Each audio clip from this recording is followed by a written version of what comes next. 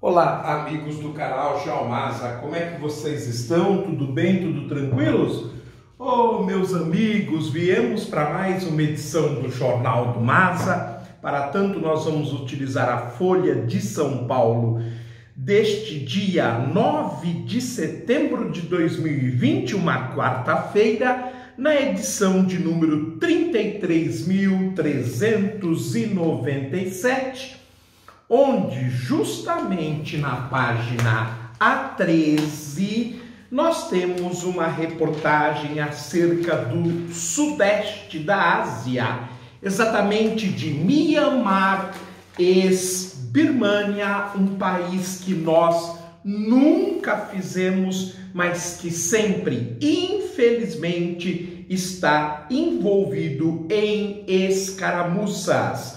O título da reportagem do Igor Giello é: soldados confessam limpeza étnica em Myanmar, diz New York Times. Felizmente, o país sempre esteve envolvido em ditaduras, polêmicas e massacres. E agora, estes soldados confirmaram para o grande jornal que isto está acontecendo. Abre a reportagem uma foto da fronteira de Bangladesh com Myanmar com a seguinte legenda: refugiados rohingyas às margens de rio na fronteira de Myanmar com Bangladesh durante um deslocamento no ano de 2017.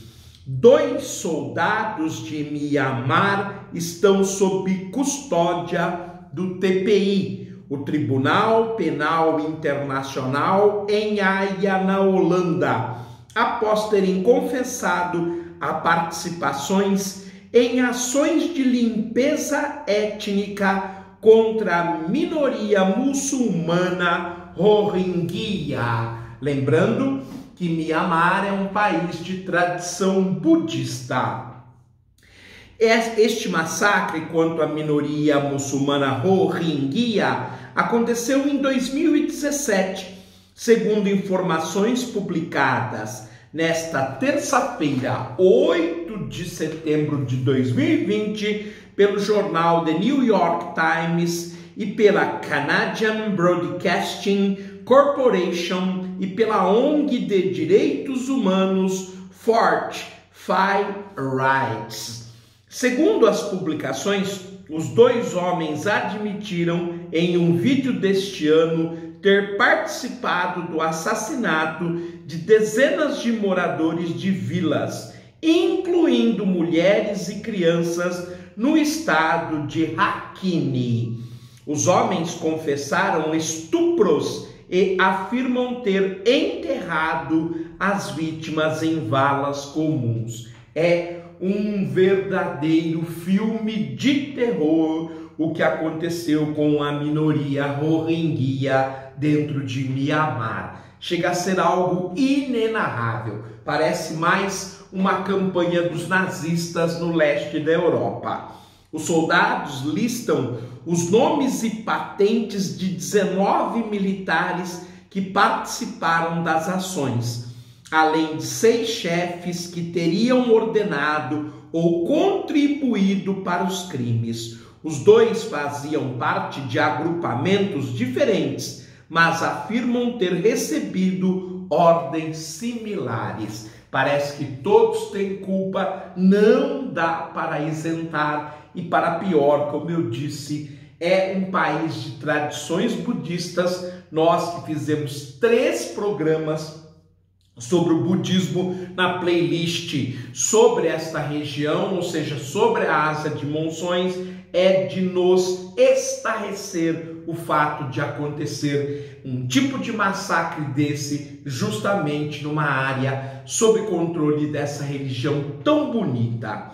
Segundo o New York Times, Myo In-tung diz que seu superior ordenou que atirasse em tudo que visse e ouvisse, e que ele obedeceu participando de um massacre em que perdeu a conta da quantidade de mortos. No vídeo, levado pela vila por onde passou, ele tentava lembrar do número 60, 70, talvez mais mortos no massacre. Atirávamos indiscriminadamente em todo mundo. Atirávamos nos homens muçulmanos na testa e os chutávamos no buraco, disse Winton, referindo-se à vala comum. Ele também diz ter estuprado uma mulher. Como eu disse, essa narrativa é muito semelhante ao que os nazistas fizeram na Rússia, na Ucrânia, na Polônia. Nem dá para acreditar que isso tenha acontecido em 2017.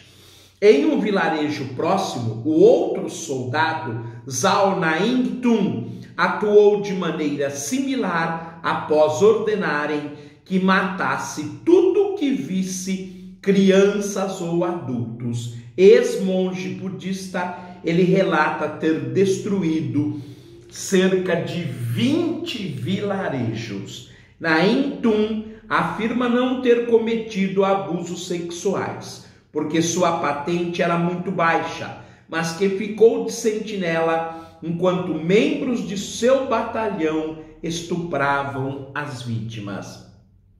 O New York Times afirma que as declarações dos soldados coincidem com relatos de diversas testemunhas, incluindo locais de valas comuns, datas de ataques e nomes de superiores. O que eu apenas posso pedir é que se faça justiça, que o Tribunal Penal Internacional, o Supremo Tribunal Federal, dos Supremos Tribunais Federais e que pertence à Organização das Nações Unidas, puna conforme deve ser punido este tipo de gente, esse tipo de atitude. É a primeira vez que membros do exército birmanês confessam ter participado do que autoridades da ONU consideram um genocídio contra os muçulmanos Rohingya. O jornal americano diz não ter como confirmar de forma independente que os militares cometeram esses crimes. O governo de Mianmar não respondeu à reportagem. As publicações afirmam que antes de ir para a Haia, os 2 soldados estavam sob custódia do exército Arakan, grupo insurgente na província de Rakhine. Segundo o porta-voz do grupo, os militares eram desertores e não foram detidos como prisioneiros de guerra. De acordo com Paiyaan Akavan, advogado canadense que representa Bangladesh, em uma ação contra Mianmar no Tribunal Penal Internacional, os 2 homens apareceram em um posto de controle na fronteira pedindo a proteção do governo e confessaram os assassinatos em massa. São uma grande testemunha, parece que não dá mais para o governo de Mianmar negar o massacre e, é claro, tem que ser coibido e, claro, tem que se enquadrar no sistema internacional penal e responder por este absurdo.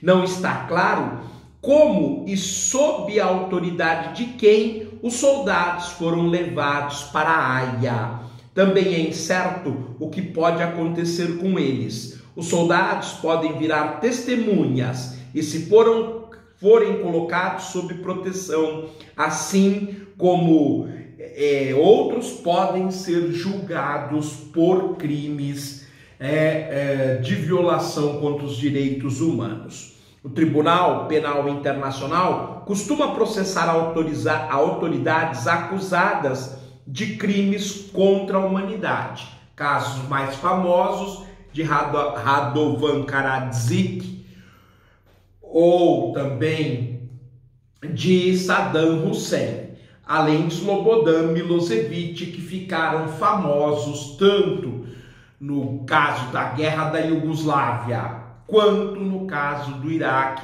como artífices do massacre feito contra suas populações, e não soldados e militares de escalões mais baixos.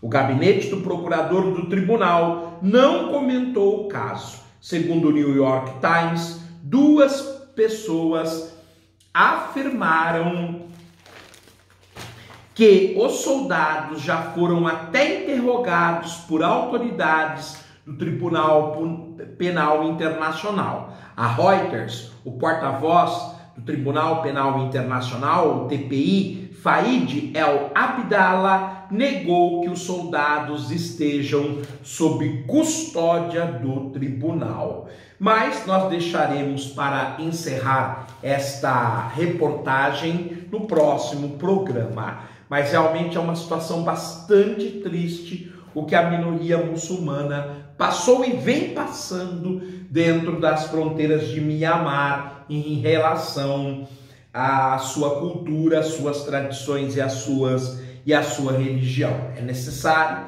que o mundo se penalize com essa situação e que sanções e que as leis sejam aplicadas pelo Tribunal Penal Internacional. Mas é isto, meus amigos. Com mais essa edição do Jornal do Maza, ficamos por aqui. Um forte abraço, fiquem bem, tudo de bom. Eu os verei numa próxima oportunidade.